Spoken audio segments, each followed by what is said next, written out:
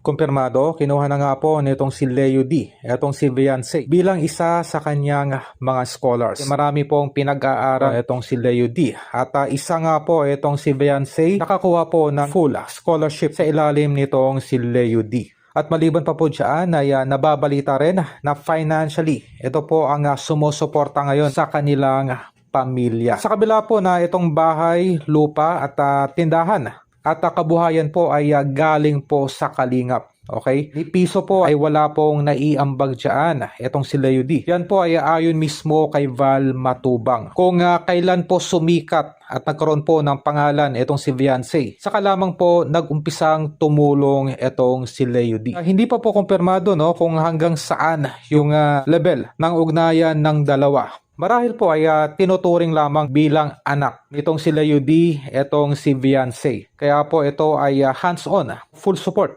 financially. Hindi lamang sa kanilang pamilya kundi sa pag-aaral nitong si Viancy. At isa nga po sa mga naging kondisyones yung kanyang pananahimik pansamantala dito sa social media. Ganoon pa man ay hindi po maiaalis yung conflict dahil itong si Val Matubang mismo ang nagsabi na itong si Leo D ang mastermind sa pagpapatulfo sa kanya at tangkang demolition job. Ito ay kasabwat daw itong tumatayong handler ni Viancy na tinatawag nilang Dr. Love.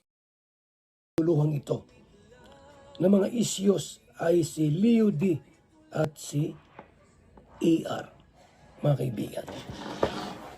Kaya na po humusga